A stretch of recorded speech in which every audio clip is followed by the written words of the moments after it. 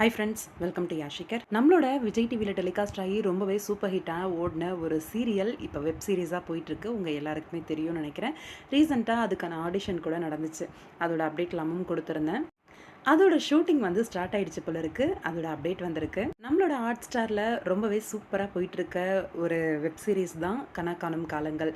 அதோட அடுத்த சீசன் வந்து ஷூட்டிங் ஸ்டார்ட் பண்ணிட்டு இருக்காங்க. அதோட சின்ன அப்டேட் வந்திருக்கு. என்ன அப்படின்னா, அந்த சீரியலில் நடிக்கிற தீபிகா, அவங்க எல்லாருக்குமே தெரியும்னு நினைக்கிறேன். ரீசெண்டாக அந்த சீரியலில் நடிக்கிற தீபிகாவுக்கு கூட மேரேஜ் ஆச்சு.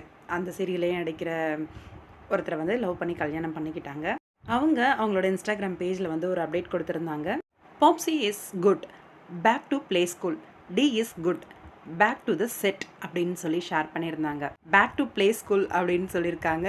எனக்கு தெரிஞ்சு அவங்களோட அந்த காலங்கள் அந்த டீமோட ஒர்க் தான் மறுபடியும் ஸ்டார்ட் ஆகிட்டு இருக்கு. பேக் டு ப்ளே ஸ்கூல் அப்படின்ற அந்த ஒரு விஷயத்தை வந்து அதை தான் மென்ஷன் பண்ணி சொல்லியிருப்பாங்க அப்படின்னு நினைக்கிறேன். அதே போல் பேக் டு செட் அப்படின்ற விஷயத்தையும் சொல்லியிருக்காங்க. ஷூட்டிங் ஸ்டார்ட் ஆயிடுச்சு அப்படின்றது. நிறைய ரசிகர்கள் இருக்காங்க இந்த கனா காணும் காலங்கள் சீரியலுக்கு. கண்டிப்பாக ப்ரீவியஸாக நடித்த எல்லாருமே மோஸ்ட்டாக இருப்பாங்க அப்படின்னு சொல்லி எதிர்பார்க்கலாம். இதில் இல்லாத இன்னும் ஆல்ரெடி இல்லாத கூடுதலான பர்சன்ஸும் நிறைய பேர் இருப்பாங்க அப்படின்னு சொல்லி எதிர்பார்க்கலாம். நம்ம எதிர்பார்க்காத ஒரு பிரபலமும் இருக்காங்க. யாருன்னு கெஸ் பண்ணிகிட்டே இருங்க. கண்டிப்பாக உங்களுக்கு ஷேர் பண்ணுறேன் யார் அப்படின்னு.